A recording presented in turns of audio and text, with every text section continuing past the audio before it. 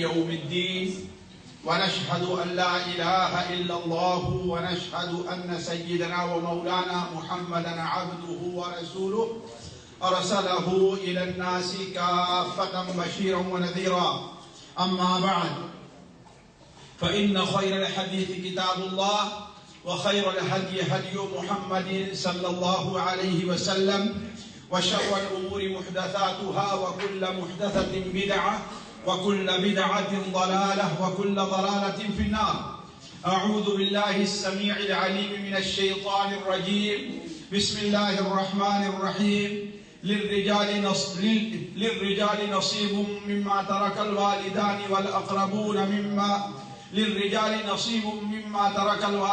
والأقربون وللنساء نصيب مما ترك الوالدان والأقربون مما قل منه أو كثر نصيبا مفروضا.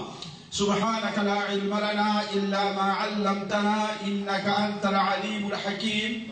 رب اشرح لي صدري ويسر لي أمري واحلل عقدة من لساني يفقه قولي عزیز ساتھیوں، قابل احترام دینی بھائیوں، آج جس موضوع سے متعلق میں آپ لوگوں کے سامنے گفتگو کرنا چاہتا ہوں وہ ہے تو ہماری زندگی کا بڑا ہی اہم موضوع، لیکن ہماری زندگی سے اتنا ہی وہ دور ہے. ہم میں سے بہت سے لوگ اس موضوع کی بنیادی چیزوں سے بھی واقف نہیں ہیں.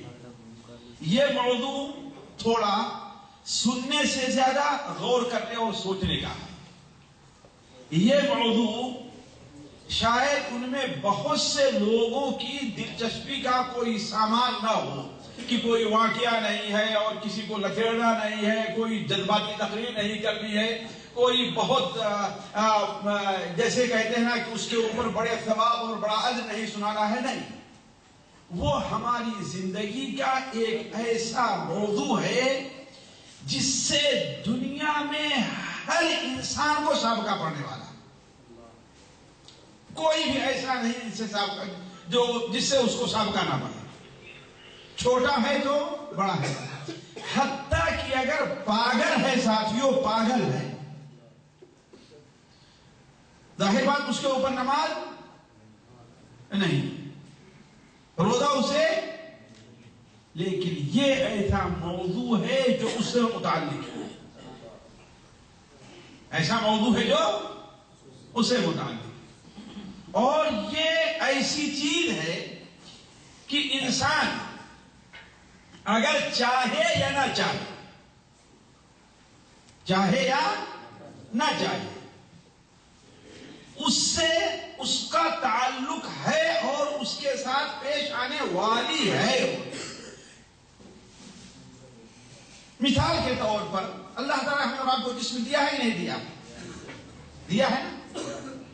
ہمارے جسم میں اللہ نے مختلف ایسی کیفیات رکھی ہیں، مختلف ایسے کام رکھے ہیں، ایسی حرکتیں ہیں کہ ہم چاہیں تو اس کا استعمال کریں اور چاہیں تو اس کا استعمال نہ کریں. مثال کے طور پر بولنا ہمارے اندر ایک حرکت ہے. ہم چاہیں تو بولیں اور چاہے تو اچھی بات بولیں اور چاہے تو بری بات بولیں. یہ ہاتھ ہے، اس کے اندر اللہ نے پکڑنے کی طاقت دی ہے. اب چاہیں تو ہم اس سے اس گلاس کو پکڑیں اور نہ چاہیں تو ہم اس کو رکھ دیں.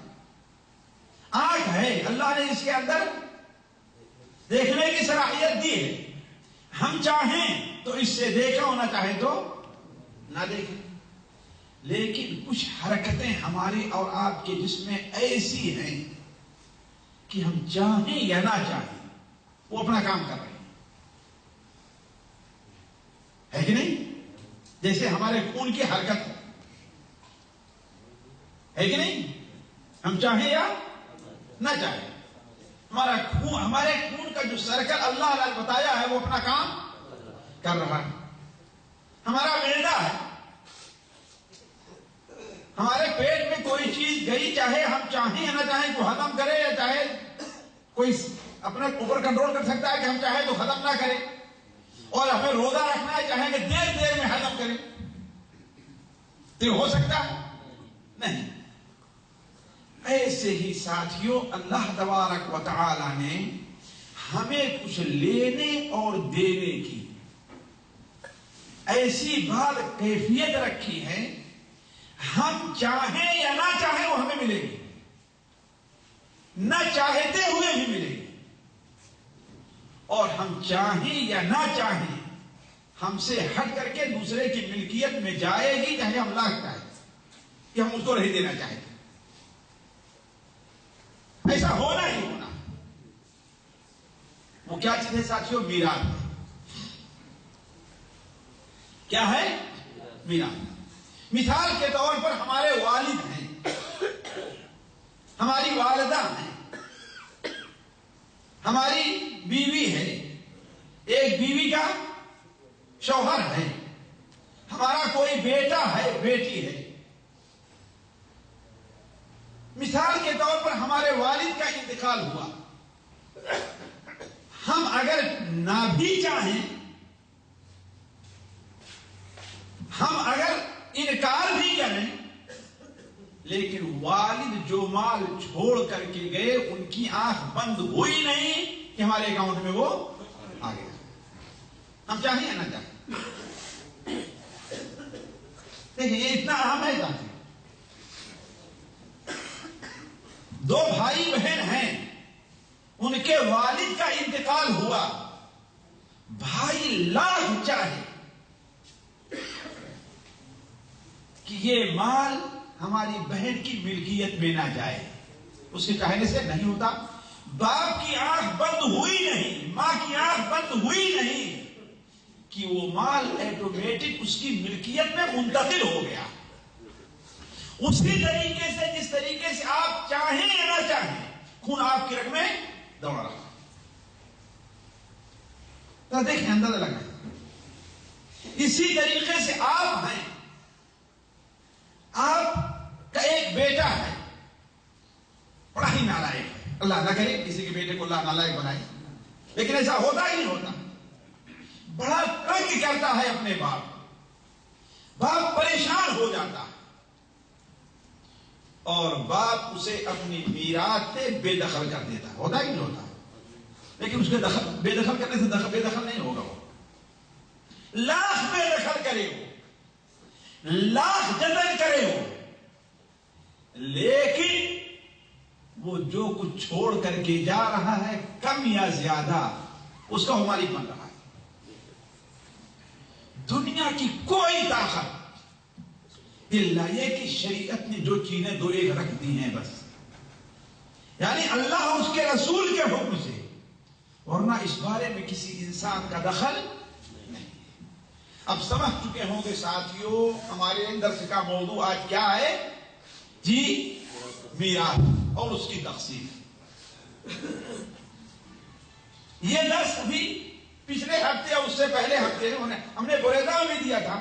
میں اتنے قریب میں جب بھی کوئی درس دہراتا نہیں، اس لیے کہ ایک دوسرے کو خبر مل جاتی کہ ہاں وہاں ہوا تھا، اور سی ڈی اور یہ چیز عام طور پر لے کر کے لوگ دیکھ سکتے ہیں، لیکن اس کی اہمیت کے پیش نظر، اور آج عصر کے بعد ہم نے یہ عصر سے پہلے یہ خیال بنایا مجھے یہی درس دینا ہے انہیں، جبکہ مجھے آپ لوگوں کے سامنے کوئی درس ہے تو پورے ہفتے میں سوچتا رہا ہوں کیا دینا ہے، اور تیاری دوسرے درس کی ہے نا، سوچا دوسرا درس، لیکن بدل دیا ہم نے کہ اس کی اہمیت کے پیش۔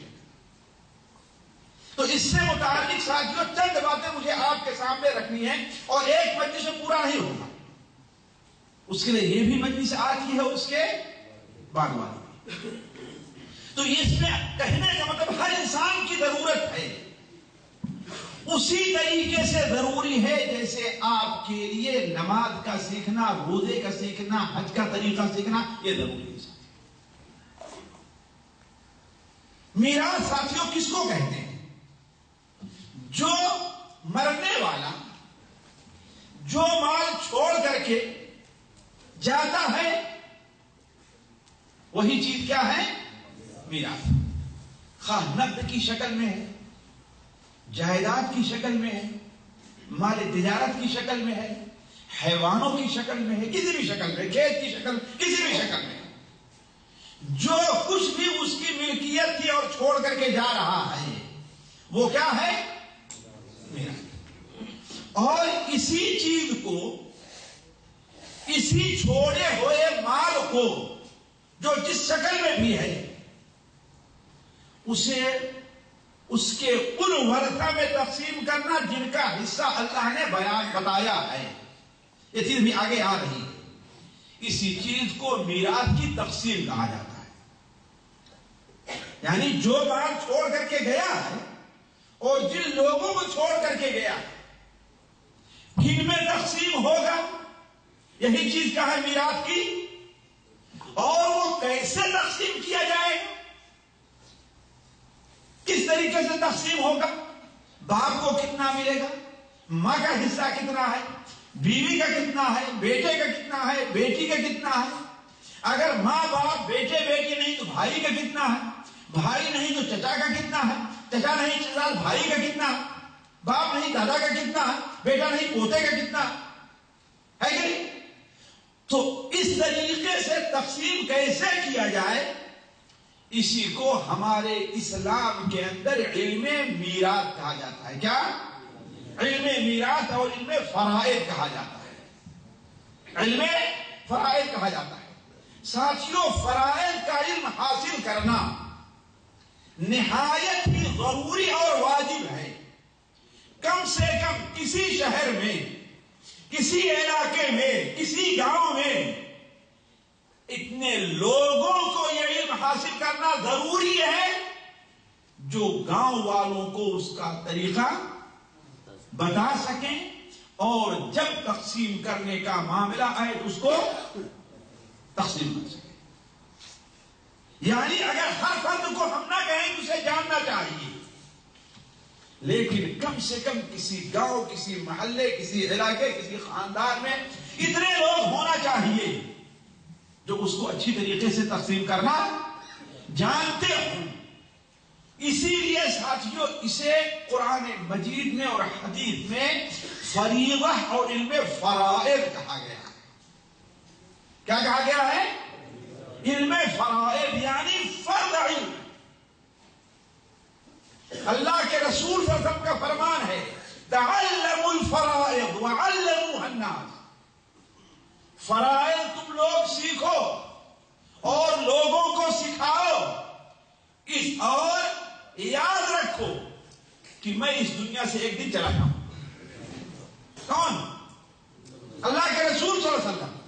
اور علم اٹھ جائے گا، جہالت پھیل جائے گی، فتنے ظاہر ہوں گے، ایک میراث کے علم کے بارے میں آپس میں لوگوں کو اختلاف ہوگا لوگوں کا، اور اسے بتانے والا کوئی نہیں ہے۔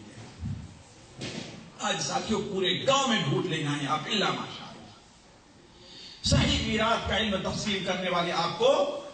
اور آج ساتھیوں ہمارے یہاں 99% نہیں، ہمارے ہندوستان پاکستان جو معاشرے میں ہم آپ رہتے ہیں اس میں 999%۔ کتنا؟ صرف 99% نہیں، 999% لوگ اس بارے میں غلطی کرتے ہیں اور اس کو صحیح طور پر تقسیم نہیں کرتے، اور سخت گناہ کے مرتکب ہو رہے ہیں۔ کان کھول کر کے سن لیں اور لوگوں کو بتائیں، سخت گناہ کے مرتکب ہو رہے ہیں۔ کیوں؟ اس لیے مثال دوں میں آپ کو، ایک شخص کا انتقال ہوتا ہے، وہ اپنے پیچھے اپنا باپ، اپنی ماں، اپنی بیوی، 2 بیٹیاں اور ایک بیٹے چھوڑ کر کے جاتا ہے، تو گویا وہ تھوڑا مال چھوڑا ہے یا زیادہ چھوڑا ہے؟ اس کے انتقال کے بعد یہ سارے لوگ اس کے مالک بنتے ہیں۔ کون کون ساتھیوں؟ باپ بھی اس کا مالک ہے، ماں کا بھی اس میں حصہ ہے، بیوی کا بھی اس میں حصہ ہے، بیٹے کا بھی اور بیٹی کا بھی۔ اب اگر کسی کا حصہ اس میں سے نہ دیا گیا تو اس کا مطلب ہے جتنا حصہ آپ دوسرے کا کھا رہے ہیں قیامت تک آپ حرام کھا رہے ہیں اور میرے بچوں کو کھلا رہے ہیں۔ نہ سوچیں آپ کیوں؟ اس لیے کہ فرمائے نہ دیں، اور کسی کے اختیار میں بھائی یہ میرا مال نہیں ہے، تیرے نہ چاہتے ہوئے بھی وہ تیرا مال ہے، اور تیرے نہ چاہتے ہوئے بھی وہ دوسرے کا مال ہے۔ اگر تو اسے اللہ کے بتائے ہوئے طریقے پر نہیں دے رہا ہے تو تو ناجائز اور حرام کھا رہا ہے۔ تو آپ صلی اللہ علیہ وسلم نے ارشاد فرمایا کہ فتنے ظاہر ہوں گے، علم اٹھا لیا جائے گا، جہالت عام ہو جائے گی۔ ساتھیوں، علم کے اٹھا لیے جانے کا ایک معنی یہ بھی ہے کہ لوگ اپنے علم کے مطابق عمل نہیں کریں گے۔ علم کے اٹھا لیے جانے کیا معنی ہے؟ کہ لوگ اپنے علم کے مطابق عمل نہیں کریں گے۔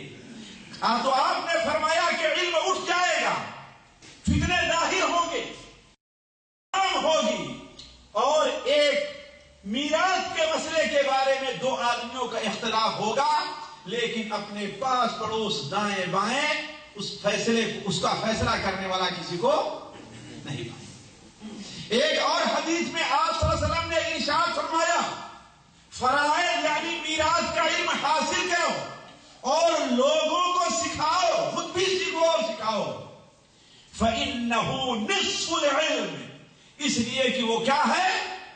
آدھا علم ہے۔ اس لیے کہ آپ کی اس دنیا میں آنے کے دو حصے ہیں، ایک زمین پر اوپر رہنے کا، ایک زمین کے نیچے رہنے کا، ہے کہ نہیں؟ کوئی آدمی زمین کے نیچے نہیں جائے گا؟ جی جائے گا کہ نہیں جائے گا؟ ہے نا؟ تو دو حصے ہیں کہ نہیں؟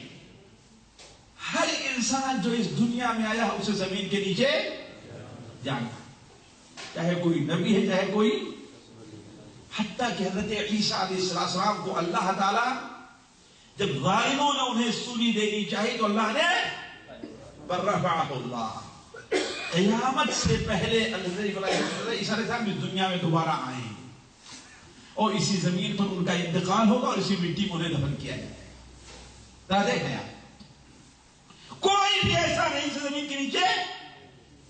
تو جیسے آپ کو زمین کے اوپر رہنے کا علم حاصل کرنا ہے، زمین کے نیچے جانے اس کا علم حاصل کرنا ہے کہ نہیں؟ اور زمین کے نیچے جانے کا جیسے وقت آیا، سب سے پہلے جس چیز سے سابقہ پڑتا ہے وہ میراث کا معاملہ ہے۔ اسی لیے اللہ کے رسول نے اسے آدھا علم کہا گیا۔ کیا فرمایا آپ نے؟ آدھا علم ہے، زندگی سے متعلق علم اور زندگی کے بعد کا علم ہے۔ تو آپ نے فرمایا فرائض کو سیکھو اور لوگوں کو سکھاؤ، اس لیے کہ وہ آدھا علم ہے اور وہ علم بھول جائے گا، اور میری امت سے سب سے پہلے یہی علم اٹھایا جائے گا۔ آج دیکھتے ہیں، اللہ کی قسم ہم نے مولویوں کو دیکھا ہے، مفتیوں کو دیکھا ہے، مولوی اور مفتیوں کو دیکھا ہے کہ اپنی بہنوں کا حق نہیں دیتے۔ غلط کہہ رہا ہوں؟ آپ اپنے علاقے میں دیکھ لیتے، وہ مولوی ہے تو دیکھ، شاید ہی آپ کو ہزاروں میں کوئی ایک مولوی ملے، ایک داعی ملے، ایک مبلغ ملے، ایک چلہ لگانے والا ملے، چاہے 6 سال سے چلہ لگا رہا، پوری زندگی اپنے وقت کر دیے ہوتے۔ دیکھیں میراث کی طرف کیسے لوگوں کا حق مانتا۔ تو میری امت سے سب سے پہلے جو علم اٹھایا جائے گا وہ کیا ہے؟ جی علم فرائض ہے، علم فرائض۔ اسی علم فرائض سے متعلق ساتھیوں میں آپ کے سامنے چند ویسے جسے کہتے ہیں نا بے ترتیب باتیں آپ کے سامنے میں رکھوں، ویسے کہ ترتیب سے اس علم کو رکھنا ایک تو عام لوگوں کے جلدی سمجھ میں آنے والی بات نہیں، ایک چیز۔ دوسری چیز جو ہے اس کے لیے بہت لمبی فرصت چاہیے۔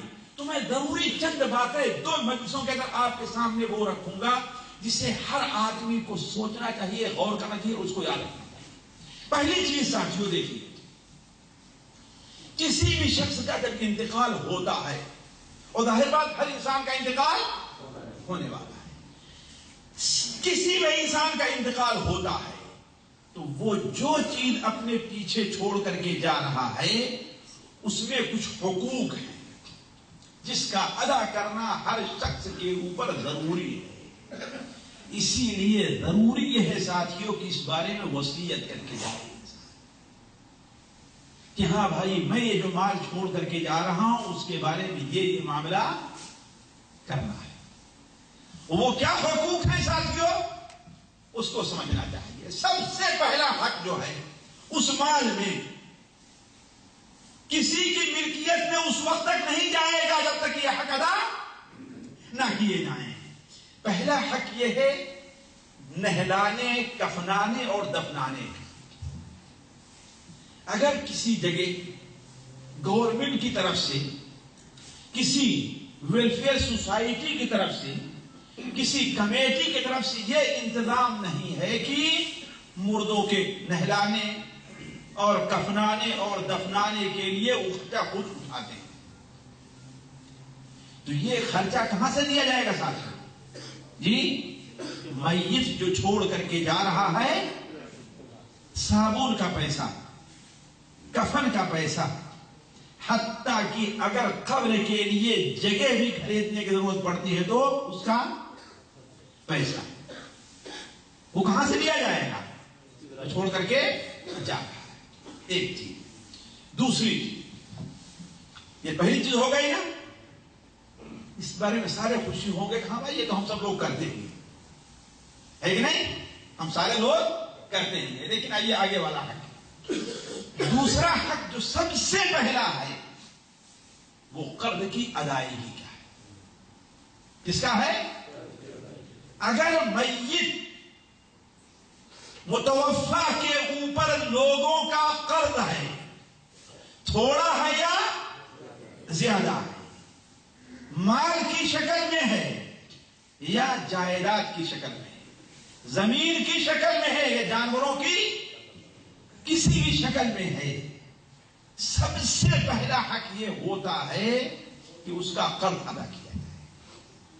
اس کے بیٹوں کو خواہ ایک پائی نہ بچے, اس کے یتیم بچوں کو ایک پائی نہ بچے, اس کی بیوہ عورت کو ایک روپے بھی نہ ملے, لیکن سب سے پہلے جو کچھ چھوڑ کر کے جا رہا ہے اس میں کون سا حق آتا ہے ساتھیوں؟ دفنانے کے بعد قرض کا آتا ہے.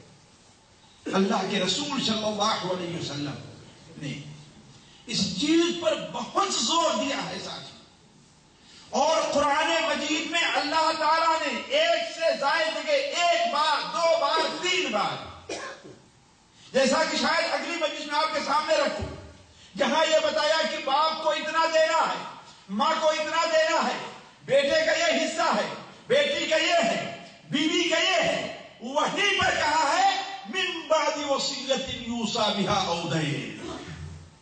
یہ کب ہوگا؟ باپ کو کب ملے گا, بیٹے کو کب ملے گا, بیوی کو کب ملے گا جی؟ قرض کی ادا کرنے کے بعد, اور اگر وصیت ہے تو اس کے بعد. ہمارے یہاں اس سلسلے میں بڑی کوتاہی ہوتی ہے. اگر بہت سارا مال چھوڑ کر کے گیا ہے جس کا کوئی حساب نہیں, تب تو شاید قرض کی ادائیگی میں لوگ کوتاہی, لیکن تھوڑا موڑا چھوڑ جاتا ہے تو مثال کے طور پر ایک شخص کا انتقال ہوتا ہے, وہ صرف ایک گھر چھوڑ کر کے جاتا ہے جس میں اس کے بیوی بچے رہ رہے ہیں, اور اس کے اوپر 1 لاکھ کا قرض بھی, 50,000 کا قرض بھی ہے. تو کوئی سوچتا ہے قرض ادا کرنے کے بارے میں ساتھیوں؟ کہیں کیا چھوڑا ہے, کہاں سے اس کا قرض ادا کرے گا؟ کہتے ہی نہیں کہتے. حالانکہ یہ جائز نہیں ہے. یہ جو گھر ہے اس کو بیچو, تم اس کو نکالو, نیلام کرو اس کو, اور اس کا قرض ادا کرو. تمہارا مال اس وقت تک یہ گھر نہیں بنے گا, تمہارے لیے اس گھر میں رہنا جائز اس وقت تک نہیں ہے جب تک کہ اس کے اوپر قرض ادا نہ کر دیا جائے. مسند احمد میں, سنن ابن ماجہ میں ایک صحابی سعد الاطول رضی اللہ تعالیٰ عنہ ہیں. ذرا دیکھیں گے, وہ غور بتا بیان کرتے ہیں کہ ان کے بھائی کا انتقال ہوا اور صرف 300 درہم چھوڑا تھا انہوں نے. کتنا؟ لیکن اپنے پیچھے چھوٹے چھوٹے بچوں کو چھوڑا تھا, لیکن اور ان کے اوپر قرض بھی تھا. تو ہم نے اللہ کے رسول صلی اللہ علیہ وسلم سے کہا, کان کھول کر کے سن لے بھائیوں, ہم نے اللہ کے رسول صلی اللہ علیہ وسلم سے کہا کہ یہ اللہ کے رسول صلی اللہ علیہ وسلم بچے ہیں، محتاج ہیں، میرے پاس شاید ان کا یہ مخلوق، میرے پاس بھی اتنا نہیں ہے کہ میں ان کی پرورش کر سکوں، میں چاہتا ہوں کہ ان کا قرض نہ ادا کروں اور یہ جو 300 درہم ہے ان کے بچوں پر خرچ کر دوں۔ اور ہماری اور آپ کی سمجھ بھی یہ کہتی ہے کہ معصوم بچے ہیں بھائی، ہیں یہ کہاں جائیں گے، ایک گھر ہے بیچ دیں گے تو کہاں سودیں گے۔ لیکن آپ نے کیا بیان فرمایا، بھلا بتائیے ہم زیادہ رحیم ہیں ان کے بچوں پر کہ اللہ کے رسول صلی اللہ علیہ وسلم؟ آپ صلی اللہ علیہ وسلم نے کیا کہا، ان اخاک محبوس بدینہ فاذهب فاقض عنہ، تیرا بھائی اپنے قرض کے عوض ابھی اس کی روح اپنے اصلی مقام پر نہیں پہنچی ہے، اسے روک لیا گیا ہے۔ ان اخاک محبوس بدینہ، تیرا بھائی اپنے قرض کے عوض ابھی اسے روک لیا گیا ہے، یعنی اس کی روح جو جنت پہ جانا تھی ابھی نہیں پہنچ رہی ہے، ابھی بھٹک رہی ہے، راستہ اسے نہیں مل رہا ہے، جلدی اس کا قرض ادا کر۔ ایک دوسری روایت میں آپ نے بتایا اگر تو چاہے تو اپنے بھائی کو اس جیل سے چھڑا لے اور اگر چاہے تو اسے اللہ کے عذاب کے حوالے کر دے۔ سنیں، وہ کہتے ہیں کہ میں جلدی سے گیا اور سارا قرض ادا کر دیا اور پھر اللہ کے رسول کی خدمت میں حاضر ہوا، کہا اے اللہ کے رسول صلی اللہ علیہ وسلم، ہم نے اس کے سارے قرض ادا کر دیے ہیں اپنے بھائی کے، البتہ 2 دینار باقی ہے جس کا دعویٰ ایک بوڑھی عورت کر رہی ہے لیکن اس کے پاس کوئی دلیل نہیں ہے، اس لیے ہم نے اسے نہیں دیا۔ آپ نے کہا ٹھیک ہے کوئی بات نہیں۔ دیکھیں ساتھیوں، پڑھ دیکھیں متوفا کے قرض کی یہ اہمیت ہے۔ آپ نے فرمایا جاؤ اس کو بھی دے دو، وہ سچ کہہ رہے ہیں، جھوٹ نہیں بولتی، یعنی 2 دینار جو تھا وہ بھی دلوا دیا آپ سے۔ تو ساتھیوں کہنے کا مطلب یہ ہے کہ آپ کا بھائی، آپ کا باپ، آپ کی بیوی یا بیوی کا شوہر اگر اس دنیا سے جا رہا ہے، اس کے اوپر قرض ہے ساتھیوں، تو اس وقت تک آپ کے لیے وہ مال استعمال کرنا جائز نہیں ہے جب تک کہ اس کا قرض آپ ادا نہ کر دیں۔ تھوڑا چھوڑ کے رہے یا زیادہ چھوڑ کر کے نہ۔ تو دوسرا حق ہے ساتھیوں، یاد رہے گا، پہلا حق کیا ہے؟ کفن، اور تیسرا وصیت کا ہے۔ وصیت کا معنی کیا ہے ساتھیوں؟ مثال کے طور پر وصیت کیا کہ ہاں بھائی میرے مال سے، میری جائیداد سے، میری کتابیں، میرا یہ کام، میرا یہ گھوڑا، میری یہ جو ہے میرا یہ زیور، میری کوئی بھی چیز اس کا نام لیں، فلاں کو دے دینا اور باقی تم لوگ تقسیم کر لینا، یہی چیز وصیت ہے۔ تو اس کو بھی نافذ کرنا پہلے، تقسیم کرنے سے پہلے کیا ہے، یہ بھی نافذ کرنا ضروری ہے۔ وصیت کا موضوع ایک بڑا لمبا ہے کسی اور مجلس میں، لیکن یہاں سے بھی یہ بتانا ہے۔ لیکن شرط ہے ساتھیوں، 2 شرطیں ہونی چاہیے۔ پہلی شرط تو یہ ہے کہ یہ وصیت کسی اس شخص کو نہ کرے جس کا مال میں حصہ، یعنی اپنے بیٹے کو وصیت نہیں کرنا، اپنی بیوی کے لیے وصیت نہیں کرنی، اپنے باپ کے لیے وصیت، اپنی ماں کے لیے وصیت نہیں کرنی۔ وصیت اس کے لیے کرنی ہے جو آپ کے مال کا وارث۔ مثال کے طور پر آپ کے 2 بیٹے تھے، ظاہر بات ہمارے یہاں کا نظام کیا ہے ساتھیوں، ایک ہی گھر میں رہتے ہیں، کماتے ہیں، سب بناتے ہیں اور اسی میں یہی ہوتا ہے۔ اب اگر آپ کی زندگی میں آپ کے ایک بیٹے کا انتقال ہو گیا، اس نے چھوٹے چھوٹے یتیم بچے چھوڑے، تو ہمارے یہاں بڑی آسانی سے لوگ کہہ دیتے ہیں کہ پوتوں کا کوئی حق نہیں ہے۔ تو پہلی چیز یہ ہے کہ وہ وصیت کسی ایسے آدمی کے لیے نہ کی ہو جس کا اس مال میں حصہ ہے۔ یہی سے پتہ چلتا ہے کہ پوتے کے لیے وصیت کر سکتا ہے نا۔ ہمارے یہاں بڑا مسئلہ کھڑا ہو جاتا ہے کہ پوتے کا میراث میں تو کوئی حصہ اسلام نے نہیں رکھا ہے، یہ اسلام کے نہ سمجھنے کی بات. کون کہتا ہے نہیں رکھا ہے؟ آپ کے اوپر میراث کا حکم بات وصیت وصیت کر کے جائیے آپ. تو دوسری پہلی چیز کیا ہے ساتھیوں؟ وصیت کسی وارث کے لیے نہ ہو.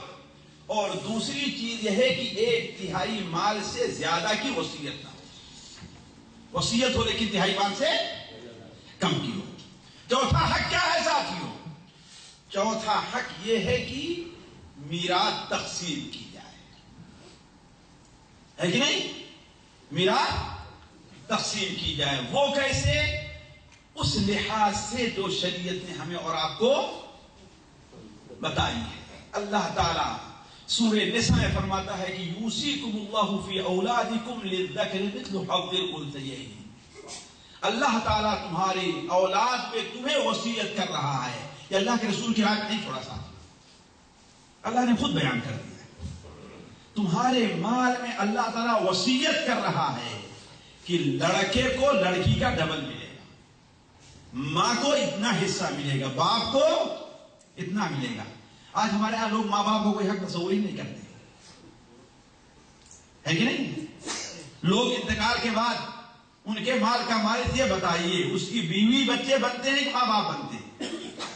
جی بیوی بچے بنتے ہیں. یہ بتائیے بیوی کا حق قرآن میں زیادہ رکھا ہے کہ ماں باپ؟ بیوی کو اگر اولاد ہے تو 8واں حصہ ملے گا اور ماں باپ کو جی 6واں حصہ ملنے والا ہے. کس کا زیادہ ہے؟ 8واں حصہ 6واں زیادہ ہے. 8 زیادہ ہے 6 زیادہ ہے بھائی؟ 6 زیادہ ہے. کمال ہے. 8 زیادہ ہے 6 زیادہ ہے جی بھائی. 8 زیادہ ہے اللہ کے بندو. یہ کہیے کہ 8واں حصہ سے 6واں حصہ زیادہ ہے کہ نہیں؟ 8 زیادہ ہے 6 زیادہ ہے؟ 8 زیادہ ہے اللہ کے بندو. یہ کہو کہ 8واں اور 6واں میں 6واں زیادہ ہے 8واں سے، ہے کہ نہیں؟ جی لیکن نمبر میں کون زیادہ ہے؟ 8 زیادہ ہے نا. لیکن ہمارے یہاں کیا ہے؟ ماں اور باپ کو کوئی پوچھتا ہی ہے کہ نہیں؟ اور یہ سوچ لیں یہ لوگوں کے پوچھنے سے ہوگا یا نہیں ہوگا؟ اللہ نے یہ حق رکھا، وہ ماں باپ کا حق ہے. اگر لوگ کھا رہے ہیں تو ناجائز کھا رہے ہیں اور ماں باپ کا حق ناجائز کھا رہے ہیں. تو کہنے کا مطلب پھر اس کے بعد کیا ہوگا؟ ترکہ تقسیم. اور ترکہ کی تقسیم سے متعلق ساتھیوں میں یہاں پر ایک چیز رکھ دوں آپ کے سامنے. دیکھیے ہمارے یہاں جو عام طور پر رواج ہے، ایک آدمی کا انتقال ہوتا ہے اور لوگ اسی گھر سے بغیر ورثہ کو اس کا مال دیے ہوئے اس کی طرف سے صدقہ کرنا شروع کر دیتے ہیں. دیجا اور 40واں اور ڈیگ دینا سارا کرتے ہیں نہیں کرتے؟ اور جو لوگ یہ بدعت نہیں کرتے وہ ویسے بھی صدقہ دینا شروع کر دیتے ہیں. حالانکہ یہ چیز جائز نہیں ہے. ذرا سوچیں گے یہ چیز کیوں؟ اس لیے کہ یہ صرف انہی کا حق نہیں ہے جو گھر میں رہ رہے ہیں. ہو سکتا ہے کچھ ان کا بھی حق ہو جو گھر سے پتہ نہیں جائز دیا کہ نہیں دیا. سوچ نہیں یہ صرف بالغوں اور سمجھداروں کا حق نہیں ہے. ہو سکتا ہے کہ معصوم اور نابالغ بچوں کا بھی حق ہو، ہے کہ نہیں؟ نابالغ بچوں سے پوچھا آپ نے دینے کے لیے؟ سوچیں آپ. اور واضح بات، اگر ماں کے پیٹ میں بھی بچہ ہے تو یہ اس کا بھی حق ہے. آپ نے اسے اجازت دی؟ اجازت لیے بغیر کیسے تقسیم کر دیا؟ کیوں لوگوں کو دے؟ اس کا بھی حق ہے جو ماں کے پیٹ میں ہے کہ نہیں ہے؟ اس کا حق ہے نا. اس کا مرنے والے کا نسخے سے ہے کہ نہیں ہے؟ اس میں روح پھونکی جا چکی ہے نا، تو اس کا بھی حق ہے. آپ نے اسے اجازت دی؟ اسی لیے ساتھیوں ایک عالم کے بارے میں یہ دیکھیے دین کی فقہ اور سمجھ ہے. ایک عالم کے بارے میں بیان کرتے ہیں کہ وہ اپنے کسی عزیز اور قریب اور دوست کے بیماری کے وقت میں گئے. وہ وہاں پر موجود ہی تھے کہ اس کا انتقال ہو گیا اور شام کا وقت. چراغ جلا چراغ کو بجھا دیا. چراغ جل رہا تھا, چراغ کو بجھا دیا. جیب سے پیسے نکالا, کہا جاؤ تیل لے آؤ اور چراغ جلا. لوگوں نے کہا کہ نا یہ کیوں ہوا, یہ کیوں؟ کہا جب تک اس کی جس میں جان باقی تھی یہ اس کا مال تھا جس سے وہ فائدہ اٹھا تھا اور آپ لوگ فائدہ اٹھا رہے ہیں. جب اس کی جان اس کے جسم سے نکل گئی تو اب یہ اس کا مال نہیں رہ گیا, یہ تمام ورثہ کا مال ہے. اب پتہ نہیں سارے ورثہ اس پر راضی ہے کہ راضی نہیں ہے. ہو سکتا ہے کہ یہاں کچھ لوگ موجود نہ ہوں. مثال دوں میں آپ کو, ایک شخص ہے وہ انتقال کرتا ہے اپنی بیوی کو چھوڑ کر کے, اپنی ایک بیٹی کو چھوڑ کر کے, اور اپنے چچا کو چھوڑ کے, اپنے بھائی کو چھوڑ کر کے. ایسا ہو سکتا ہے کہ ہوتا ہے نا. چچا ہے, اس کی بیوی ہے, اس کی ایک دو بیٹیاں. ظاہر بات چچا گھر میں تو رہتا نہیں, جو گھر میں رہتا ہے. اور یہ بھی کوئی ضروری نہیں کہ چچا میں اور آپس میں یا بھائی میں اور آپس میں کیا ہو, یہ بھی ہو سکتا ہے, نہیں ہو سکتا, عام طور پر رہتا ہے. اب آپ اس میت کا انتقال ہو گیا تو اب اس کے مال میں جہاں اس کی بیوہ, اس کی بیٹی کا حصہ ہے وہیں اس کے بھائی کا بھی حصہ ہے کہ نہیں؟ ہمارے یہاں دیتے ہیں لوگ جی, لیکن یہ شریعت متعین کی, ہم نے آپ نہیں کیا. کس نے رکھا ہے؟ قرآن مجید میں صراحت کے ساتھ رکھا ہے. تو کہنے کا مطلب یہ ہے کہ ان تین چیزوں کے بعد, وصیت کے بعد, قرض ادا کرنے کے بعد اور تجہیز و تکفین کے بعد چوتھا حق جو ہے وہ کیا ہے؟ میراث کی تقسیم کا ہے. جب تک میراث تقسیم نہیں ہوتی اس میں سے کسی کو کوئی چیز لینے کا حق حاصل نہیں ہے. نہ صدقہ کرنے کا حق حاصل ہے, نہ کسی کو دینے کا حق حاصل ہے. جب تقسیم ہو جائے کچھ بات ہے جیسے اپنے اپنے حصے میں لوگ تصرف کریں. دیکھیے ترکے کی تقسیم سے متعلق ایک بات اور کر دوں, کتنا اہم ہے صاحب, کس قدر اہم ہے. اولاً تو یہ کہ ترکہ جو تقسیم ہوتا ہے یہ اللہ تعالیٰ کا فریضہ ہے. فریضۃ من اللہ, اللہ نے فرمایا, کیا فرمایا ہے؟ فریضۃ من اللہ, یہ اللہ کا فریضہ ہے. اور اللہ کے فریضے کے اوپر عمل کرنا ہر انسان کے اوپر واجب ہے کہ نہیں؟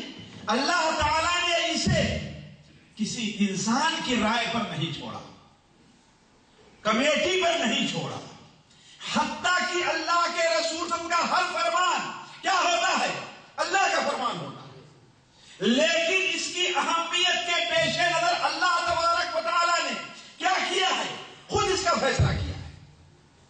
اور اللہ تعالیٰ فرماتا ہے آباؤکم وابناؤکم لا تدرون ایہم اقرب لکم نفعا فریضۃ من اللہ, فریضۃ من اللہ ان اللہ کان علیما حکیما. تم یہ سمجھتے ہو کہ ایک انسان ہے ماشاءاللہ اس کے بڑے بچے ہو گئے ہیں, کھاتے پیتے ہیں, سب کما رہے ہیں, لیکن اس کے ماں باپ ہیں, کمزور ہیں, بوڑھے ہیں. اب اس کا انتقال ہوا تو اس کے زیادہ حقدار کون ہے؟ کیا کہیں گے, ماں باپ ہے نا, بوڑھے ان کو دے دیا جائے.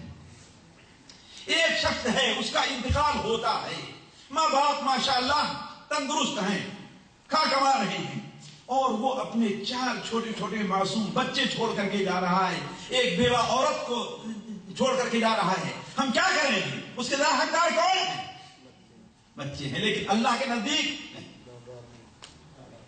اللہ کے نزدیک یہ اللہ تعالیٰ فرماتا ہے آباؤکم وابناؤکم, تم باپ اور ماں کی محبت میں پڑھ کر کے کسی کا حق انہیں نہ دو. وابناؤکم, بیٹے بیٹی کی محبت میں پڑھ کر کے کسی کا حق انہیں نہ دو. بلکہ آباؤکم وابناؤکم لا تدرون ایہم اقرب لکم نفعا, تمہیں نہیں معلوم ہے کہ میت کے لیے اس کے باپ ماں زیادہ مفید ہو سکتے ہیں کہ اس کے بیٹے بیٹی مفید ہو سکتے ہیں. تمہیں کیا معلوم؟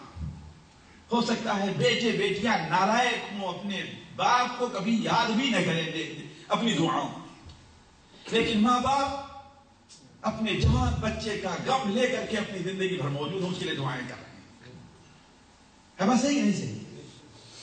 تو آباؤکم و ابناؤکم لا تدرون ایہم اقرب لکم نفعا. تمہیں کیا معلوم ہے کہ تمہارے ماں باپ یا تمہارے بیٹے تمہارے لیے نفع بخش ہو؟ نہیں. فریضۃ من اللہ، اللہ کا فریضہ ہے. اللہ نے یہ فرض کیا ہے کہ باپ کو چھٹا حصہ ملے گا، ماں کو چھٹا یا تیسرا حصہ ملے گا، بیٹی کو اتنا ملے گا، بیٹے کو اتنا ملے گا. فریضۃ من اللہ، اللہ کا فریضہ ہے. وَإِنَّ اللَّهَ كَانَ عَلِيمًا حَكِيمًا، اللہ تبارک و تعالی جاننے والا ہے کہ کس کو کتنا حصہ دینا چاہیے.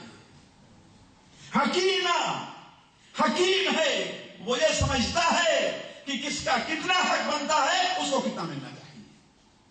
تم چاہتے ہو کہ معصوم بیٹوں کو زیادہ ملے، لیکن اللہ تعالیٰ چاہتا ہے کہ ماں باپ کو فائدہ کس میں ہے ساتھیوں؟ اللہ کی بات کے اوپر عمل کریں. تو پہلی چیز یہ ہے ساتھیوں کہ ہمیں اور آپ کو ترکہ تقسیم کرنے میں اللہ تعالیٰ کے فریضے کے اوپر عمل کرنا چاہیے اور اسی چیز کو سامنے رکھنا چاہیے. اسی لیے تو ہمارے نبی صلی اللہ علیہ وسلم نے ارشاد فرمایا، سنن ابو داؤد، سنن ترمذی، سنن ابن ماجہ میں حضرت ابو امامہ سے مروی ہے، ان اللہ اعطى كل ذی حق حقہ. اللہ تعالیٰ نے کس کا کتنا حق بنتا ہے وہ دے دیا ہے. باپ کو کتنا، باپ کتنا مستحق ہے کتنی چیز کا، اللہ نے وہ دے دیا ہے. ماں کتنے مال کی مستحق ہے، وہ دے دیا ہے اللہ نے. اور بیٹا بیٹی اور بیوی کتنے کی مستحق ہے، یہ میرا قول نہیں ہے ساتھیوں، اللہ کے رسول نے کیا فرمایا ہے، ان اللہ اعطى كل ذی حق حقہ. اللہ تعالیٰ نے ہر صاحب حق کو اس کا حق دے دیا ہے. فلا وصیت لوارث، کسی وارث کے لیے وصیت کرنا جائز نہیں ہے. آج ہمارے ہاں کیا ہوتا ہے ساتھیوں، ہم نے بھی دیکھا ہے، آپ نے بھی دیکھا ہے، اور ہمارے یہاں چونکہ شرعی قانون نہیں چلتا اس لیے سارا کام کچھ ہو جائے. مثال کے طور پر ایک شخص ہے، اپنی دو بیٹیاں چھوڑ کر کے جا رہا ہے، ایک بھائی چھوڑ کر کے جا رہا، ایک بہن چھوڑ کر کے جا رہا ہے نا. تو کیا کرتا ہے، اپنے مرنے سے پہلے اپنی ساری پراپرٹی کس کو وصیت کر لیتا ہے. اپنی بیٹیوں کو نہیں کرتا ہے، بیٹیوں کو نہیں کرے گا، نہیں، بیٹا تو ہے ہی نہیں نا، کس کو وصیت کرے گا؟ ایک ہی بیٹی کو کرے گا جو اس کے گھر میں رہتی ہے اور جس سے اپنے کسی عزیز کی شادی کی ہے. یہی ہوتا ہی نہیں ہوتا ہے، وصیت کرے زیادہ ہی جاتا ہے. اللہ کے بندے تجھے کیا اختیار، تیرے کام کیا آنے والی ہے یہ چیز، تجھے کیا معلوم کہ تیرا بھائی تیرے لیے مفید ہو یا کہ تیری بیٹی تیرے لیے مفید ہو، یہ کس کو معلوم ہے؟ وَكَانَ اللَّهُ إِنَّ اللَّهَ كَانَ عَلِيمًا حَكِيمًا. إِنَّ اللَّهَ أَعْطَى كُلَّ ذِي حَقٍّ حَقَّهُ. تیری بیٹی جتنے چیز کی مستحق ہے اللہ نے اسے دے دیا ہے، تو اپنی طرف سے کیوں دینا چاہتا ہے؟ تو فلا وصیت لوارث، کسی وارث کے لیے وصیت کرنا جائز نہیں.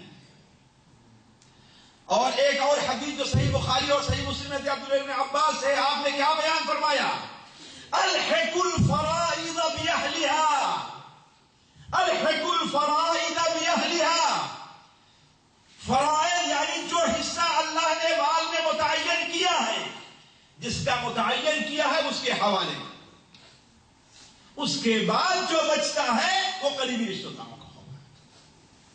مثال کے طور پر ایک شخص ہے، ایک ماں چھوڑتا ہے، ایک بیوی چھوڑتا ہے اور ایک بیٹی چھوڑتا ہے نا. ماں کو تہائی مل جائے گا، نہیں ملے گا، نہیں، بیٹی ہے کیونکہ ماں کو تہائی نہیں ملے گا. ماں کو ایک چھٹا حصہ مل جائے گا، ہے نا. بیٹی کو کتنا مل جائے گا نا، بیٹی کو آدھا ملے گا. کتنا ملے گا؟ یعنی پہلے ماں کو ایک چھٹا حصہ دے دیا جائے گا، بیوی کو 8واں حصہ دے دیا جائے گا، پھر جو مال بچتا ہے اس کا 1/3 کس کو دے دیا جائے گا، آدھا کس کو دے دیا جائے گا جی. اور اس کے بعد جو بچ رہا ہے وہ کس کا ہوگا؟ بھائی کا ہوگا، جو بھائی چھوڑ دے گا کس کا ہوگا؟ ہمارے یہاں تصور ہے ہی نہیں بھائیوں کو بھی ہماری میراث میں حصہ ملتا ہے نا؟ کیا ہے تصور؟ نہیں تصور، دیکھا نہیں آپ، یہ شرعی حکم ہے اور یہ ہمارے یہاں چل رہا ہے نظام، یہ نظام ہمارے یہاں چل رہا ہے۔ ایک شخص ہے جس کی صرف 2 بیٹیاں ہیں اور ایک بھائی ہے اور کوئی نہیں، 2 بیٹیاں ہیں اور ایک بھائی ہے، اس کا انتقال ہو رہا ہے تو اس کے مال کا 2/3 اس کی بیٹیوں کو مل جائے گا۔ اس کو 2/3 اس کی بیٹیوں کو مل جائے گا اور 1/3 جو بچ رہا ہے کس کو ملے گا؟ وہ بھائی کو ملے گا۔ ہمارے یہاں ضرور ہے کہ نہیں جی؟ تو الحق الفرائض باہلھا، جن کے حصے متعین ہیں وہ حصے ان کے حوالے کرو، اور جو بچ رہا ہے وہ کیا ہے؟ ان کا ہے جو قریبی رشتے، اس کا قریبی رشتہ دار بھائی۔ علی کل حال ساتھیوں، اسی طریقے سے میراث تقسیم کرنے کا ایک فائدہ یہ بھی ہے کہ لوگوں کے جو حقوق ہیں اس سے انسان جلدی فرصت دے دیتا ہے۔ موت کا کوئی بھروسہ نہیں ہے ساتھ، کیا ہے کسی بھروسہ ہے؟ آپ میں سے کوئی ضمانت دیتا ہے کہ صبح کو زندہ اٹھے گا؟ نہیں دے سکتا ہے نا؟ لہذا جو حقوق اپنے اوپر ہوں وہ لوگوں کو ان کے حوالے، اور جانتے ہیں حقوق کا معاملہ خاتم مالی حقوق کا معاملہ ساتھیوں بڑا اہم ہے قیامت کے۔ اگر ہم نے کسی کا یہ حق کھایا ہے جو شریعت نے رکھا ہے، ہمیں پہلے بھی کہہ دیا کہ ہمارے چاہنے سے وہ مالک نہیں ہوگا، متوفا کی آنکھ بند ہوتے ہی وہ مالک بن گیا ہے اس کا۔ اب آپ اگر اس کا حق نہیں دیتے ہیں تو قیامت کے دن آپ کی نیکیوں سے لیا جائے گا، اور جتنی زمین آپ اس کی ہڑپ کی ہیں آپ کے اوپر زمین کو لادا جائے گا قیامت کے دن۔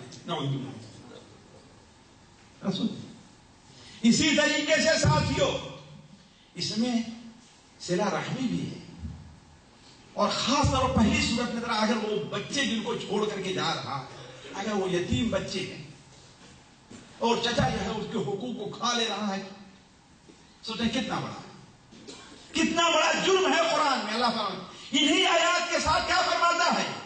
ان الذین یأکلون اموال الیتامی ظلما، جو لوگ یتیموں کا مال ظلم سے کھاتے ہیں وہ اپنے پیٹ میں آ کے انگارے بھر رہے ہیں،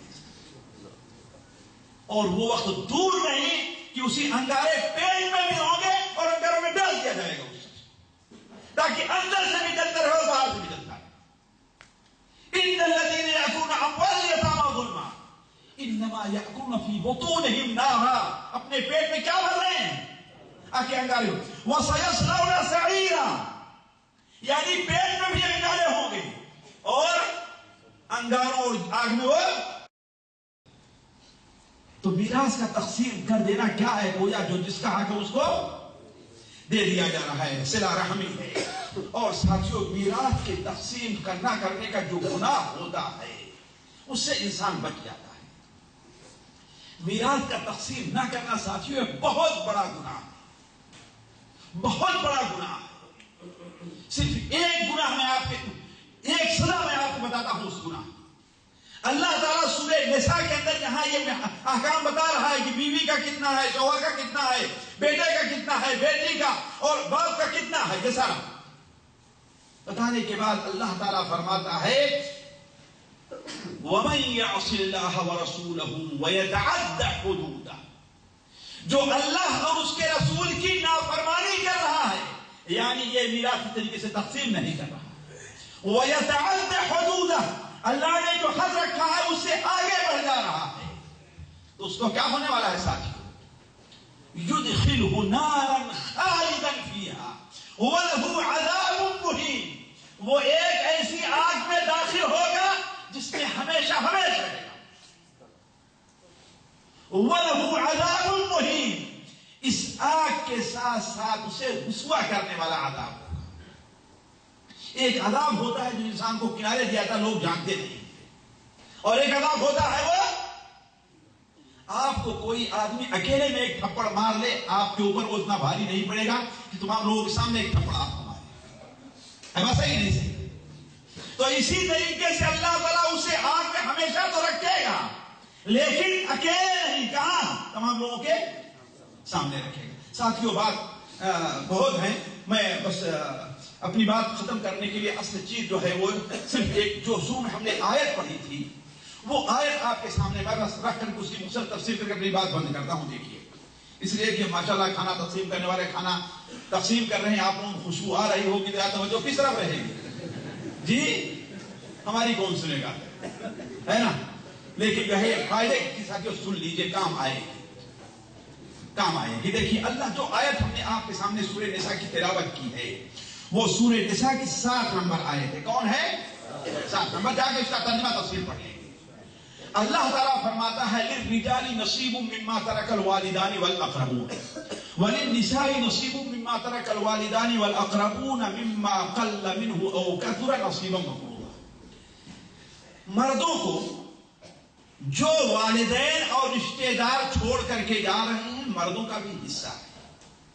وَلِلنِّسَاءِ نَصِيبٌ مِّمَّا تَرَكَ الْوَالِدَانِ وَالْأَقْرَبُونَ، اور والدین اور رشتہ دار جو کچھ چھوڑ کر کے جا رہے ہیں ان میں عورتوں کا بھی حصہ ہے۔ ذرا دیکھیں، والدین اور رشتہ دار جو کچھ چھوڑ کر کے جا رہے ہیں اس میں مردوں کا بھی حصہ، اور جو کچھ والدین اور رشتہ دار چھوڑ کر جا رہے ہیں اس میں عورتوں کا بھی حصہ۔ مما قل منه او كثر، چاہے زیادہ چھوڑ رہے ہیں چاہے کم چھوڑ رہے ہیں۔ دیکھنا قرآن مجید کی تعبیر، خواہ زیادہ چھوڑ رہے ہیں یا کم چھوڑ رہے ہیں۔ نصیبا مفروضا، حصہ متعین ہے، بیان کر دیا گیا ہے، مقدر کر دیا گیا ہے۔ باپ کا کتنا حصہ ہے یہ مقرر کر دیا اللہ نے، بیٹی کا کتنا ہے یہ مقرر کر دیا، بیوی کا کتنا ہے یہ مقرر کر دیا اللہ نے۔ ساتھیوں اس آیت سے متعلق مجھے آپ کے سامنے چند باتیں کہنی۔ پہلی چیز یہ کہ یہ دیکھیے یہ آیت نازل کب ہوئی ہے، اور دیکھیں کیا وہ آیت ہمارے ہاں وہ حالات ہیں کہ نہیں آتے۔ یہ آیت نازل اس وقت ہوئی ہے، اصل میں عرب کے اندر زمانے جاہلیت میں میراث اس کو ملتی تھی جو ہتھیار اٹھا سکتا تھا، میراث اس کو ملتی تھی جو تلوار چلا سکتا، میراث اس کو ملتی تھی جو سواری اور گھوڑے کے اوپر بیٹھ سکتا تھا، بس وہ یا عورتیں اور بچے خالی ہو گئے۔ کیوں؟ اس لیے کہ مرنے والے کو اگر کسی نے قتل کیا ہے، مرنے والے کی اگر کسی نے بے عزتی کی ہے تو اس کا بدلہ کون لے گا؟ جو ہتھیار چلائے گا، ہے کہ نہیں؟ وہی جاہلیت کی سوچ، اور ان کی ساری کمائی کا دار و مدار کس کے اوپر تھا؟ لوٹ مار کے اوپر تھا۔ تو یہ یتیم بچے اور چھوٹے چھوٹے معصوم جو گھوڑے پر نہیں بیٹھ سکتے ہیں، ہتھیار نہیں اٹھا سکتے ہیں، اور یہ عورتیں یہ کہاں سے ہتھیار چلائیں گی؟ لہذا انہیں محروم کر دیا۔ آپ سب زمانے میں ایسے کچھ واقعات پیش آئے، میں صرف ایک واقعہ آپ کے سامنے رکھا ہوں جو مفسرین نے لکھا ہے۔ ایک ساتھی تھے حضرت ان کا نام شاید ہے ثابت ابن قیس ابن ثابت، ان کا انتقال ہوا تو انہوں نے اپنی بیوہ کو چھوڑا، ایک بیٹے کو چھوڑا اور چند بیٹیاں چھوڑی، اور چھوٹے چھوٹے تھے۔ جب ان کا انتقال ہوا تو ان کے 2 چچے آئے اور سارے مال کے اوپر قبضہ کر لیا۔ اس بیوہ نے کہا کہ ٹھیک ہے آپ قبضہ کر لے رہے ہیں تو یہ جو بیٹیاں ہیں نا آپ ان سے بھی شادی کر لیں تاکہ ان کا انتظام ہو جائے، اپنے بیٹوں سے کرتے تاکہ اس کا انتظام ہو جائے۔ اس پر جو لوگ راضی نہیں، اور وہ بیوہ بیچاری کیا کرتی، اکیلے بیوہ عورت، معصوم چھوٹا سا بچہ ہے نابالغ، اور بچیاں ہیں کیا کرتی، شکایت دے کر کے نبی صلی اللہ علیہ وسلم کی خدمت میں آتی ہے کہ 1 لاکھ تو ایسا ہوا ہے بچیوں کو میں کہاں سے کھلاؤں اور پلاؤں۔ آپ سب خاموش رہ گئے، اپنی طرف کوئی فیصلہ نہیں کیا، اللہ کے فیصلے کا انتظار کیا۔ اللہ تعالیٰ نے یہ آیت نازل فرمائی ہے، للرجال نصیب مما ترک الوالدان والاقربون وللنساء نصیب مما ترک الوالدان والاقربون مما قل منه او كثر۔ ذرا آپ اس پر غور کریں۔ پہلی چیز اس میں سوچنے کی ہے کہ میت کے مال میں، متوفا کے مال میں جس طریقے سے مردوں کا حصہ ہے ویسے ہی عورتوں کا بھی حصہ ہے. جس طریقے سے بالغوں کا حصہ ہے ایسے ہی نابالغوں کا بھی حصہ ہے کہ نہیں؟ جس طریقے سے ہتھیار اٹھانے والوں کا حصہ ہے ایسے ہی اس کا بھی حصہ جو ماں کے پیٹ میں ہے. ابھی بال آیا للرجال نصیب مما ترک الوالدان والاقربون وللنساء نصیب مما ترک الوالدان والاقربون. یہ تو پہلی چیز. دوسری چیز آپ نے یہ بیان قرآن مجید سے یہ ثابت ہوا کہ آخر یہ میراث کس کو ملے گی. تو اس کا دو سبب بیان کیا ہے، والدانی والاقربون، یعنی جس میں ولادت کا تعلق ہے، جیسے ماں ہے، باپ ہے، بیٹا ہے اور بیٹی. والاقربون، اور جو زیادہ قریب ہے، یہ نہیں کہا جو قریب ہے، جو زیادہ قریب ہے، نسب کے لحاظ سے قریب ہو یا کس کے لحاظ سے قریب ہو؟ شادی کے لحاظ سے ہے نا. شوہر کے زیادہ قریب کون ہے؟ اس کی بیوی ہے. بیوی کے زیادہ قریب کون ہے ساتھیوں؟ اس کا شوہر. دیکھیے ساتھیوں، ہمارے یہاں کیسے غلطی ہوتی ہے. ایک لڑکی کی شادی ہوئی، ایک لڑکی کی شادی ہوئی اور رخصتی سے پہلے اس کا انتقال ہو گیا، ہے کہ نہیں؟ اب سوچئے ہمارے یہاں لڑکی والے ہو سکتا ہے کہ وہ زیور جو شوہر کی طرف سے آیا تھا وہ تو واپس کر دیں اور باقی چیزیں جی کوئی سوچتا ہے کہ ہاں بھائی اس میں مجھ کے شوہر کا حق ہے، حالانکہ اس کا سدا قریب کون ہے ساتھیوں؟ اولاد نہیں ہے تو اس کے آدھے مال کا حقدار شوہر ہے. کتنا؟ باپ کو ایک چھٹا حصہ اور ماں کو چھٹا یا تہائی حصہ مل سکتا ہے، لیکن شوہر کو کتنا حصہ ملے گا؟ آدھا. رخصتی ہوئی ایک نہیں، نکاح ہو گیا، اس کی بیوی بن گئی. تو اللہ تعالیٰ نے کیا سبب بیان کیا ہے؟ ایک ولادت ہے اور دوسرا قربت ہے، یعنی جو جتنا زیادہ قریب ہے اس کو پہلے حصہ ملے گا، اس کے بعد دوسرے کو ملے گا. لہذا اگر بیٹا ہے تو پوتے کو نہیں، باپ ہے تو دادے کو نہیں ہے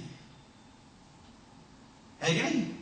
اور یہیں سے یہ بات بھی ہمارے یہاں کی غلطی ثابت ہو گئی ساتھیوں کہ جو لوگ کسی کو اپنا داماد بنا لیں اس کو دینا چاہیں یا کسی کو منہ بولا بیٹا بنا لیں اس کو دینا چاہیں، ہمارے یہاں چلتا ہی چلتا ہے نا؟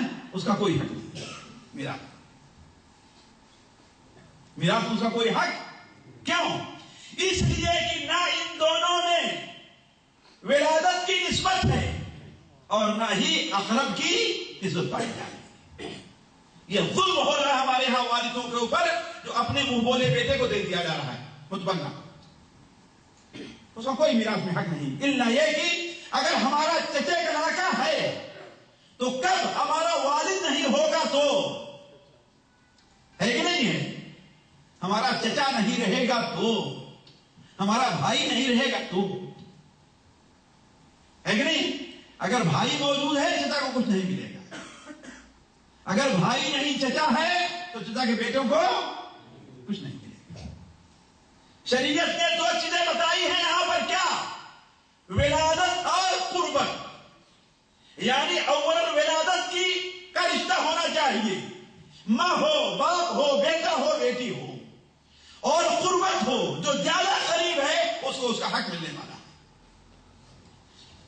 ساتھیوں یہیں سے یہ معلوم یہ ہوا کہ شریعت میں اس کا اعتبار ہے کہ جو زیادہ قریب ہوگا اس کو ملے گا.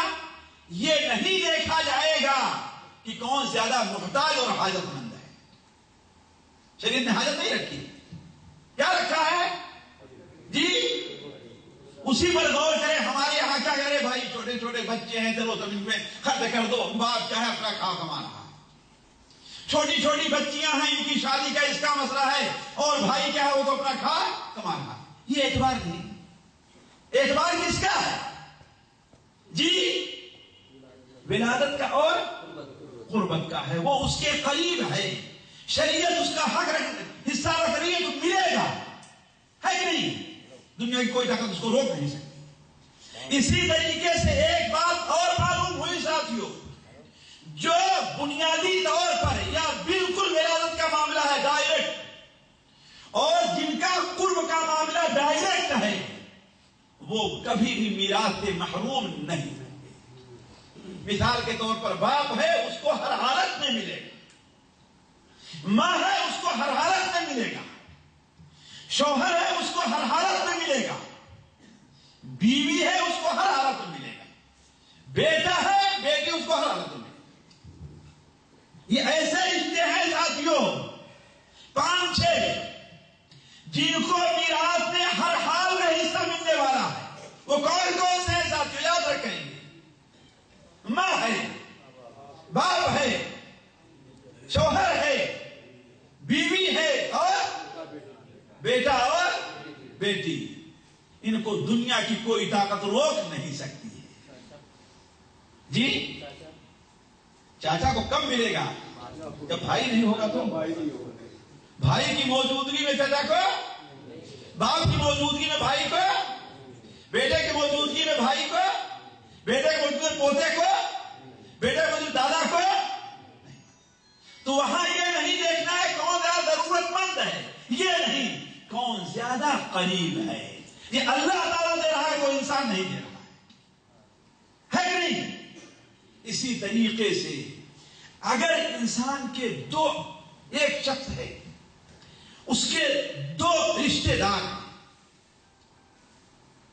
ایک برابر کے درجے میں، جیسے 2 بیٹیاں یا 2 بیٹے ہیں یا 2 بھائی ہیں، تو ان میں ان دونوں کو برابر کا حصہ ملے گا، کوئی کمی زیادتی نہیں ہوگی۔ جب رشتے میں برابر ہیں تو حصے برابر ملیں گے۔ یہ نہیں کہ آپ کا ایک بیٹا کیا ہے، کمزور ہے، اور ایک بیٹا کھاتا کماتا ہے، تو آپ کیا کریں؟ کھاتے کماتے ہو کیا کرو گے تم؟ لے کر کے اس کو دے دو، ہوتا ہی نہیں ہوتا جی؟ یہ اعتبار نہیں ہے۔ دونوں آپ کے بیٹے ہیں نا، دونوں برابر کے حقدار ہیں۔ ایک بیٹا آپ کی بڑی خدمت کرتا ہے، دوسرے کہتے اس نے ہمارے ساتھ کیا کیا، کہتے کہ نہیں کہتے؟ اس کا اعتبار نہیں ہے۔ آخر بیٹا ہونے کے لحاظ سے آپ دونوں برابر ہیں کہ نہیں برابر ہیں؟ لہذا دونوں کو برابر کا حصہ ملے گا، کسی کا حق کم نہیں کیا جائے گا، مارا نہیں جائے گا۔ آ رہی نا؟ اس لیے تو قرآن نے اقرب کہا ہے، اقربون، جو زیادہ قریب ہے۔ یہ نہیں کہا کس نے آپ کی زیادہ خدمت کی ہے، یہ نہیں کہا کہ کون زیادہ مالدار ہے کون زیادہ کمزور ہے، کیا کہا؟ جو دونوں زیادہ قریب ہیں۔ تو جو زیادہ قریب ہوں گے میت کے، برابر ان کا رشتہ ہوگا، ان کا حصہ بھی برابر۔ ایک انسان کی 2 بیویاں ہوں، ایک بھی بڑی خدمت کرتی ہے اور ایک نہیں خدمت کرتی ہے نا، ہوتا ہی ہوتا ہے۔ لوگ ایک کو زیادہ دیتے ہیں اور ایک کو نہیں۔ اگر بچے ہیں تو 8ویں حصے میں دونوں برابر برابر بانٹیں گے۔ ہمارے ہاں کیا کرتے ہیں کہ 2 بیویاں ہیں، لہذا پوری جائیداد 2 حصوں میں تقسیم ہونی چاہیے، چاہے ایک کے زیادہ بچے ہوں ایک کے کم بچے ہوں، اس کا اعتبار نہیں ہے۔ بیویوں کا 8واں حصہ ہے، دونوں آدھا برابر بانٹیں گے، چاہے کوئی جوان ہے چاہے کوئی بوڑھی ہے، چاہے کسی سے آپ کو محبت ہے یا آپ سے محبت، اس کا اعتبار نہیں، اقرب کا اعتبار ہے۔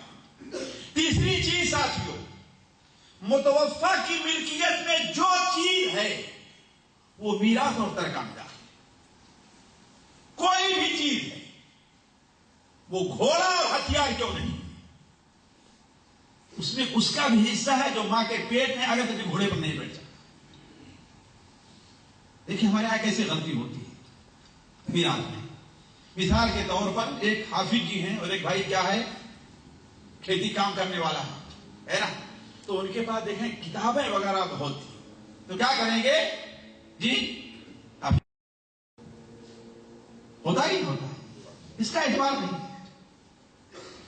مما قل منه او كثر، تھوڑا چھوڑ رہا ہے یا زیادہ چھوڑ کے جا رہا ہے، بلکہ اگر ایک کتاب ہے ساتھیوں، اس میں 100 ورق ہیں،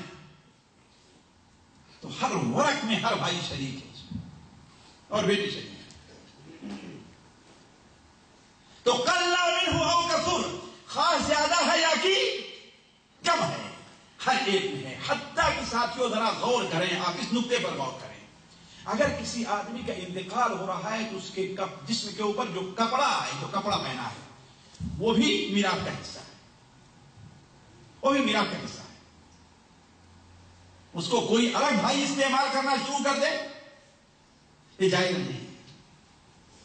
عورت ہے، اس کے ہاتھ میں جو چوڑی پہنے ہوئے ہے، وہ جو کان میں چھوٹی سی کیا پہنتے ہیں، اس کو فلی کہتے ہیں، کیا کہتے ہیں، وہ پہنے ہوئے ہیں، وہ بھی میراث کا حصہ ہے، اس میں جمع ہونا چاہیے. کسی کو الگ سے لے کر کے استعمال کرنے کا اختیار اللہ تعالیٰ کیا فرما رہا ہے؟ مما قل منہ او کثر، چاہے تھوڑا ہے یا زیادہ ہے. چوتھی بات ساتھیوں، حصوں کی تقسیم جو ہے، یہ چیز کیا ہے؟ یہ اللہ حکیم اور علیم کی طرف سے. اللہ نے کیا بیان فرمایا؟ نصیبا مفروضہ، مقرر کردہ حصہ ہے. ماں کا کتنا ہے، باپ کا کتنا ہے، کتنا مقرر کیا ہے؟ آپ کے اوپر نہیں چھوڑے گا، آپ کو چاہے تقسیم کریں. ہمارے یہاں بڑی غلطیاں، بڑی کوتاہیاں ساتھیوں ہوا کرتی. بیٹے کو کچھ اور دے دیا اور بیٹی کو کچھ اور دے دیا. ایک گھر ہے، دو بیویاں ہیں، میت کے بعد کیا ہے، دونوں گھر کو 20 سے تقسیم کر دیا. آدھے میں وہ رہے گی اور آدھے میں ہو سکتا ہے ایک کے بچے زیادہ ہو، ایک کے بچے کم. ہوتا ہی نہیں ہوتا، ہو سکتا ہے. تو آدھے آدھے کے بعد نہیں، 8واں حصہ جو بنے گا اس میں دونوں آدھے آدھے کے شریک ہیں، اور باقی میں پوری ملکیت میں آدھے آدھے کے شریک نہیں ہے وہ. تو نصیبا مفروضہ، یہ اللہ تبارک و تعالیٰ نے کیا کیا ہے؟ حصہ مقرر کر دیا، ہر ایک کو کتنا حصہ ملنے وہ والا ہے. تو ساتھیوں، بات میراث کی لمبی ہے، لیکن چند باتیں ہم نے آپ کے سامنے وہ رکھی ہیں جو عام انسان کو اس پر توجہ دینی چاہیے. باقی ہر ایک کا حصہ کتنا ملے گا، اور کیا کوئی ایسی صورت ہے کہ کوئی وارث جو ہے محروم کیا جا سکتا ہے جن کا حصہ اللہ تعالیٰ رکھا ہے؟ یعنی اگر بیٹا ہے، کیا کوئی ایسی صورت ہے کہ بیٹے کو باپ کا حصہ نہیں ملے گا؟ ایسے چند باتیں ہیں. اور ماں کو کتنا ملنا چاہیے، باپ کو کتنا، بیٹے بیٹی کتنا، اگر بیٹے بیٹی نہیں ہے، بھائی ہیں باپ نہیں ہے تو اس کا کتنا. یہ اختصار کے ساتھ جو قرآن مجید کی آیت 11، 12، 13 کے اندر بیان کیا ہے اللہ تعالیٰ نے، اس کو میں انشاءاللہ اگلے مجلس کے اندر آپ لوگوں کے سامنے رکھوں گا. اللہ تبارک تعالیٰ سے دعا ہے کہ اللہ تعالیٰ ہمیں اور آپ کو دین کی سمجھ عطا فرمائے. اللہ تعالیٰ اپنے بیان کیے ہوئے احکام کو سمجھنے اور اس کے اوپر عمل کرنے کی توفیق دے. اللہ تعالیٰ ہمارے اندر، ہر انسان کے اندر یہ جذبہ پیدا کرے کہ وہ دوسروں کے حقوق سے میراث کی شکل میں ہے، کسی شکل میں ہے، وہ مکمل طور پر اللہ تبارک و تعالیٰ اسے موت سے پہلے اسے چھٹکارا حاصل کرنے کی توفیق عطا فرمائے. سبحانك اللهم وبحمدك اشهد ان لا اله الا انت استغفرك واتوب اليك.